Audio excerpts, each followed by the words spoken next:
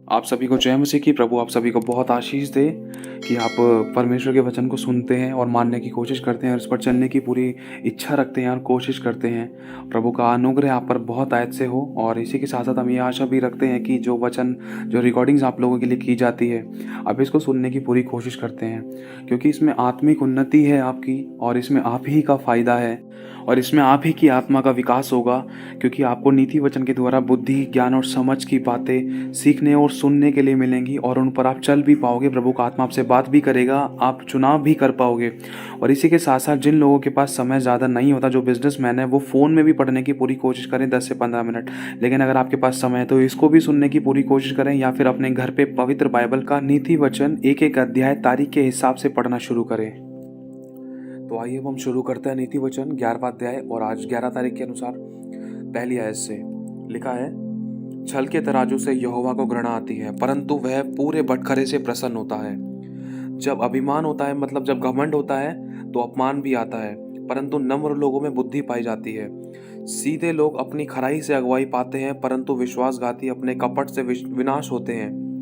लिखा है, कोप के दिन धन से तो कुछ लाभ नहीं होता, परंतु धर्म मृत्यु से भी बचाता है। मतलब कोप, मतलब जब परमेश्वर का क्रोध भड़क उठता है ना, हमारे पाप करने के कारण, तो मनुष्य की दुष्टता के कारण जब परमेश्वर का कोप भड़क उठता है, तो उस समय धन से भी कोई लाभ नहीं होता। क्योंकि आपको पता है, देखो कोरोना का टाइम आया था, मनुष्य ने मजदूरी, मतलब पाप किया, पाप की मजदूरी क्या है? मृत्यु। और उससे कुछ धन भी वो नहीं बचा पाया इंसान को। एक उदाहरण के तौर पर आपको बताया जा रहा है। लेकिन परंतु धर्म मृत्यु से भी बचाता है। धर्म का मतलब क्या होता है? पवित्रता, सच्चाई, खराई की काम। जो बोल रहे हैं वो करते पाए जाए, जो कर रहे हैं वो बोलते पाए जाए, वो भी भले काम, तो वो धर्म होता है। तो धर्म मृत्यु से भी बचाता है। लिखा है, खरे मनुष्य का मार्ग धर्म के कारण सीधा होता है, परंतु दुष्ट अपनी दुष्टता के कारण गिर जाता है। सीधे लोगों को बचाव उनके धर्म के कारण होता है, परंतु विश्वासघाती लोग अपने ही दुष्टता में फंसे रहते हैं। वही वही बात धर्म को लेकर, जो सीधे हैं, जो परमेश्वर की बुद्धि को रखते हैं, वो सीधे हैं, और उनके अंदर परमेश्वर की पवित्रता, सच्चाई, खराई पाई जाती है। जो बुराई से बैर करते हैं, उनके अंदर धर्म भी पाया जाता है ना। जैसे कि हम बताते हैं कि दूसरों को झूठ मत बोलो, लेकिन अगर हम खुद झूठ भी नहीं बोल रहे हैं ना, तो ये धर्म है। अगर मैं बोल रहा हूँ कि झूठ मत बोलो, लेकिन मैं झूठ बोल रहा हूँ, तो ये अधर्म है। क्यों? क्योंकि जो मैं बोल रहा हूँ वो मैं करता नहीं पाया जा रहा, वरन मैं दूसरों को सिखा रहा हूँ। और लिखा है 7वीं आयत में, जब दुष्ट मरता तब उसकी आशा टूट जाती है, और अधर्मी की आशा व्यर्थ होती है। धर्मी विपत्ति से छूट जाता है, परंतु दुष्ट उसी विपत्ति में पड़ जाता है। भक्तिहीन जन अपने पड़ोसी को अपने मुंह की बात से बिगाड़ता है, परंतु धर्मी लोग ज्ञान के द्वारा बचते हैं।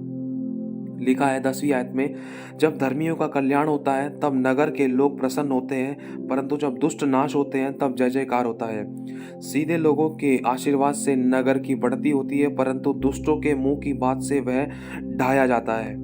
जो अपने पड़ोसी को तुच्छ जानता है वह निर्बुद्धि है, परंतु समझदार पुरुष चुपचाप रहता है। जो लुतराई करता फिरता है वह भेद प्रकट करता है, परंतु विश्वास योग्य मनुष्य बात को छिपा रखता है।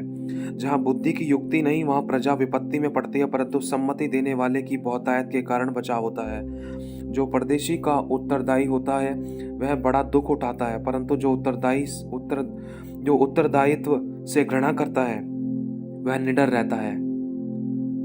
लिखा है 16वीं आयत में, अनुग्रह करने वाली स्त्री प्रतिष्ठा, मतलब अपनी बड़ाई और अपनी महिमा को नहीं खोती है, और बलात्कारी लोग धन को नहीं खोते हैं।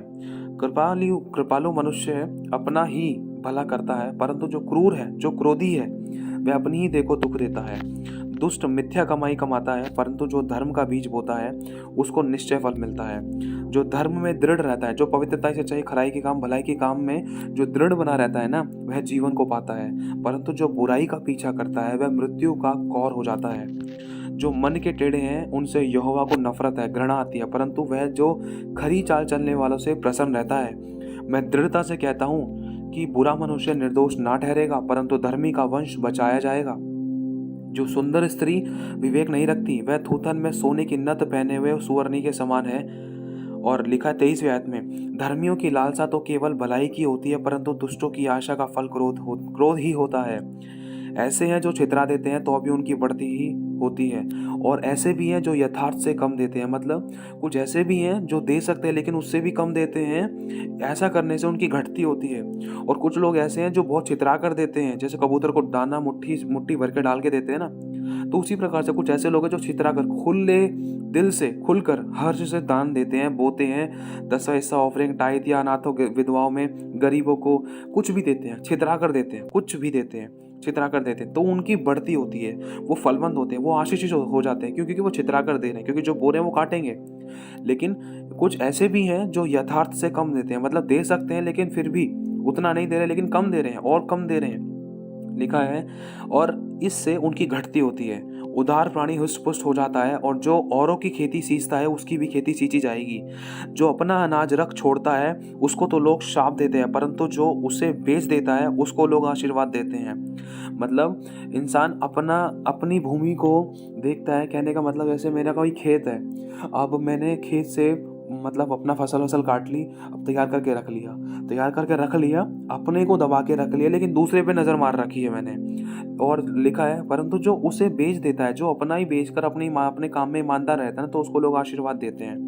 लेकिन जो दूसरे के धन पर, दूसरे के तन पर, दूसरे की बातों पर नज़र डालता है और उसको हथियाने की कोशिश करता है, तो लिखा है, जो अपना अनाज रख छोड़ता है, जो मतलब जो इंसान के पास है उस पर ध्यान ना देकर वरन दूसरों की ओर ताकाझाकी कर रहा है कि उसको पालूं, तो लिखा है उसको तो लोग शाप देते हैं। परंतु जो अपने अनाज को बेच देता है, अपने उसमें खुश रहता है, अपने कारोबार में, अपने पति पत्नी में खुश रहता है ना, तो उसको लोग आशीर्वाद देते हैं। लिखा है, जो यत्न से भलाई करता है वह औरों की प्रसन्नता खोजता है, परंतु जो दूसरों की बुराई को खोजता है उसी पर बुराइयां पड़ती है। और जो अपने धन पर भरोसा रखता है वह गिर जाता है, परंतु धर्मी लोग नए पत्ते की नहीं लहलाते हैं। जो अपने घराने को दुख देता है उसका भाग हवा ही होगा, और मतलब वायु होगा, और मूढ़ बुद्धिमान का दास हो जाता है।